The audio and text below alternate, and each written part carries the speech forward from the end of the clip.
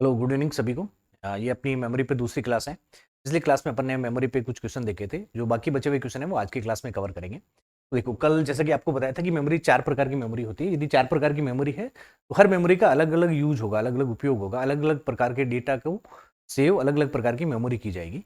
तो इस पे जितने भी क्वेश्चन बनेंगे वो अपन एमसीक्यू के रूप में देखेंगे कि हर मेमोरी में किस प्रकार का डेटा सेव होता है, उसका काम क्या है। देखो, सबसे पहला क्वेश्चन, रैम में क्या संग्रहित होता है, मतलब रैम में किस प्रकार का डेटा स्टोर किया जाता है। उसका आंसर है सीपीयू द्वारा उपयोग में किए जाने वाले डेटा और निर्देश को इसमें स्टोर किया जाता है। जैसे ये आपका मान लो सीपीयू है। सीपीयू जो भी डेटा और निर्देश का मतलब होता है इंस्ट्रक्शन, जो भी और डेटा और इंस्ट्रक्शन काम में लेगा वो कहां पे सेव किए जाते हैं, वो रैम में सेव किए जाते हैं। अगला क्वेश्चन, रोम में क्या संग्रहित किया जाता है। कंप्यूटर को चालू करने के लिए आवश्यक निर्देश जिसमें कि बायोस भी शामिल है। जैसे आपने देखा होगा, जैसे कंप्यूटर स्टार्ट होता है तो शुरू के जो 35-40 सेकंड है उस समय में कंप्यूटर में कुछ ना कुछ अंदर प्रोसेस होते रहता है और उसके बाद में आपका कंप्यूटर या जो भी है लैपटॉप वो ऑन होता है और उस प्रोसेस के अंदर आपका जो बायोस है वो रन भी होता है। देखो कैसे होता है, जैसे आपने कंप्यूटर की पावर ऑन की, पावर ऑन करने के बाद आपका बायोस रन होता है। तो कंप्यूटर को चालू करने के लिए जितने भी इंस्ट्रक्शन है या फिर जितने भी प्रकार के निर्देश हैं और फिर जो बायोस की सूचना है वो कहां पे मिलती है, आपको रोम के अंदर मिलती है। ये सारी चीजें कहां स्टोर की जाती है, रोम के अंदर स्टोर की जाती है। अगला क्वेश्चन, बायोस की फुल फॉर्म क्या है। बायोस की फुल फॉर्म है basic input and output system. अगला क्वेश्चन, रोम का प्रकार है। रोम कितने प्रकार की होती है, यहां पे जो लिखे हैं वो सारे रोम के प्रकार हैं। देखो यहां पे एक लिखा हुआ है पी रोम, एक लिखा हुआ है ईपी रोम और एक लिखा हुआ है डबल ईपी रोम। सब में रोम कॉमन है। और यहां पे देखो तीनों में पी आ रहा है, इस पी का मतलब है प्रोग्रामेबल। तीनों में पी का क्या मतलब है, प्रोग्रामेबल। उसके बाद में दो ई आ रहे हैं, इसका मतलब होता है इरेजेबल। इसका मतलब होता है इरेजेबल। उसके बाद में जो ई आ रहा है इसका मतलब होता है इलेक्ट्रिक। देखो, रोम तीन प्रकार की रोम होती है। एक होती है पी रोम जिसका मतलब है प्रोग्रामेबल रोम, फिर होती है ईपी रोम, ईपी रोम का मतलब है इरेजेबल प्रोग्रामेबल रोम, फिर है double E P ROM, electrically erasable programmable रोम। आपको यदि ये फुल फॉर्म याद हो रही है तो फुल फॉर्म आपको याद भी रखना है। देखो, सब में पी आ रहा है और पी का मतलब है प्रोग्रामेबल जिसको अपन प्रोग्राम कर सकते हैं। ई का मतलब है इरेजेबल जिसको अपन इरेज कर सकते हैं। इरेज का मतलब होता है मिटाना, जो इरेजर होता है उसी तरीके से इसको इरेज कर सकते हैं। और ई का मतलब है इलेक्ट्रिक, इसको मतलब इलेक्ट्रिक तरीके से इरेज किया जाता है। ये तीनों रोम के प्रकार हैं। अगला, किस प्रकार की मेमोरी अस्थिर होती है और बिजली के बंद होने पर उसकी सारी जानकारी नष्ट हो जाती है, वो है रैम। देखो, अभी जब आप फोन काम में ले रहे हो, फोन से समझो इसको, तो फोन की रैम आ रही है। जैसे आजकल जो फोन आ रहे हैं उनकी रैम आ रही है कि 4 GB रैम है, किसी की 8 GB रैम है, किसी की 16 GB रैम है।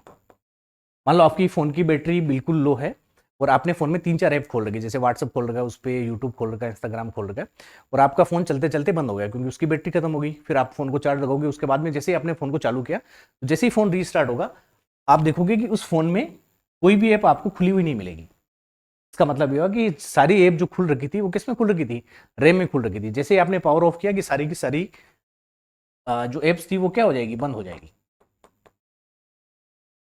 इसको अस्थिर मेमोरी भी बोलते हैं। अस्थिर का मतलब होता है वोलेटाइल मेमोरी। ये मेमोरी तभी तक रहती है जब तक कि आपका पावर ऑन है, जब तक आपकी पावर सप्लाई है तब तक ये मेमोरी चलती है। देखो इसमें एक चीज और,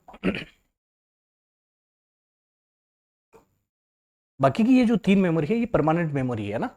इनको बोलते हैं non volatile memory. Non volatile memory, और इसको बोलते हैं वोलेटाइल मेमोरी। वोलेटाइल का मतलब होता है अस्थिर मेमोरी और इन तीनों को बोला जाता है स्थिर मेमोरी। अगला क्वेश्चन, केस मेमोरी किसके बीच स्थित होती है। केस मेमोरी सीपीयू और मुख्य मेमोरी के बीच स्थित होती है। अगला सवाल, कंप्यूटर सिस्टम में केस मेमोरी का उद्देश्य क्या है। देखो, बार बार उपयोग किए जाने वाले डेटा तक तीव्र गति से पहुंच प्रदान करता है। देखो ये मान लो आपका सीपीयू है, जैसे ही आपने कोई ऐप खोली तो सबसे पहले वो ऐप कहां पे लोड होगी, रैम में लोड होगी। कहां पे लोड होगी, रैम में। सीपीयू को रैम से कुछ भी डेटा लाना है उसमें कुछ समय लगता है। और अपन ने सीपीयू और मुख्य मेमोरी के बीच यहाँ पे क्या डाल दिया अपन ने, कैश मेमोरी डाल दी। कौन सी मेमोरी है, कैश मेमोरी। तो अब सीपीयू को और कम टाइम लग रहा है क्योंकि डेटा कहाँ पे आ गया, अब कैश मेमोरी में आ गया। अब सीपीयू को यहाँ से डेटा लगने में कम समय लग रहा है। इसका मतलब आपका सिस्टम क्या हो गया, फास्ट हो गया। तो देखो कंप्यूटर सिस्टम में कैश मेमोरी का मुख्य उद्देश्य क्या है, जो बार बार उपयोग में लिए जाने वाले डेटा तक तीव्र गति तक पहुंचना। सीपीयू जो डेटा को बार बार यूज में ले रहा है वो सारे के सारे डेटा कहाँ पे मिलते हैं आपको, कैश मेमोरी में मिलते हैं, क्योंकि यहां तक सीपीयू को जाने में कम समय लगता है। अगला क्वेश्चन, किस प्रकार की मेमोरी का उपयोग सीपीयू द्वारा त्वरित पुनरावृत्ति के लिए बार बार उपयोग किए जाने वाले डेटा को संग्रहित करने के लिए किया जाता है। ये कौन सी मेमोरी है, कैश मेमोरी।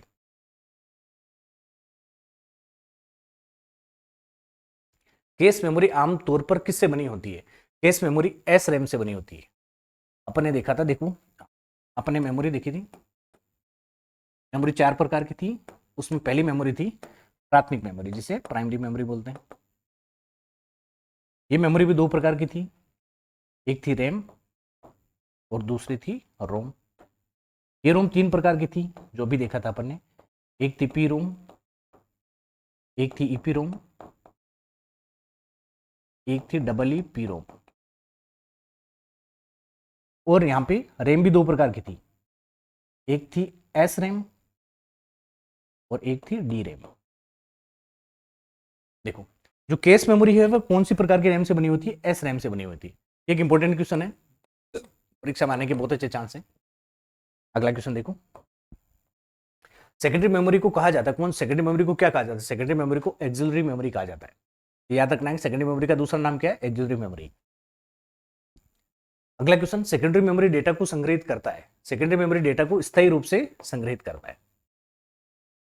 अस्थायी रूप से कौन संग्रहित करता है, फिर रैम। रैम में डेटा अस्थायी रूप से संग्रहित होता है। अगला क्वेश्चन, उपयोगकर्ता फाइलों और अनुप्रयोगों को संग्रहित करने के लिए किस प्रकार की मेमोरी का उपयोग करते हैं। जैसे आपने कोई भी फाइल बनाई है या फिर जो भी वीडियो बनाए या फिर फोटोज है आपकी, वो आप कहाँ पे सेव करोगे, उसके लिए आपको कौन सी मेमोरी यूज में लोगे, उसके लिए आप हार्ड ड्राइव यूज में लोगे। कहाँ पे लोगे, हार्ड ड्राइव यूज में।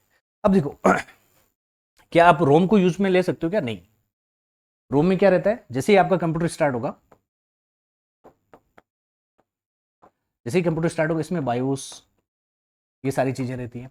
कैश मेमोरी में क्या रहता है, सीपीयू जो बार बार डेटा और सूचना को उपयोग ले रहा है वो किस में रहते हैं आपके पास, केस में रहते हैं। और रैम में क्या रहता है, जो डेटा और इंस्ट्रक्शन, डेटा और इंस्ट्रक्शन जिनको कौन काम में ले रहा है, सीपीयू काम में ले रहा है। तो इनमें देखो परमानेंट स्टोरेज के लिए या फिर आपकी जो भी फाइलें हैं उनको स्टोर करने के लिए अपन कौन सी मेमोरी को यूज में लेंगे, हार्ड ड्राइव मेमोरी में।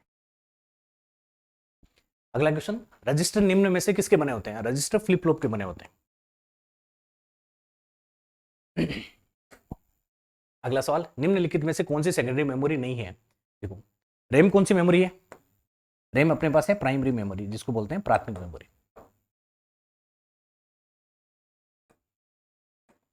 बाकी सारी कौन सी है, बाकी सेकेंडरी मेमोरी है। ये भी सेकेंडरी मेमोरी है, ये भी सेकेंडरी मेमोरी है, ये सब।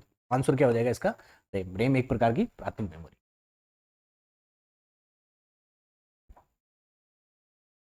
आगे ये कभी कभी फुल फॉर्म पूछ ली जाती है, जैसे ये सीडी की फुल फॉर्म क्या है, सीडी की फुल फॉर्म है कॉम्पैक्ट डिस्क, सीडी की फुल फॉर्म है कॉम्पैक्ट डिस्क। अगला क्वेश्चन, डीवीडी की फुल फॉर्म है डिजिटल वर्सेटाइल डिस्क, डीवीडी की फुल फॉर्म है डिजिटल वर्सेटाइल डिस्क। अगला क्वेश्चन, एसएसडी, एसएसडी की फुल फॉर्म है सॉलिड स्टेट ड्राइव, एसएसडी की फुल फॉर्म है सॉलिड स्टेट ड्राइव। अब देखो अपने मेमोरी के जितने भी क्वेश्चन बन सकते थे वो सारे क्वेश्चन यहाँ पे कवर किए हैं आपको।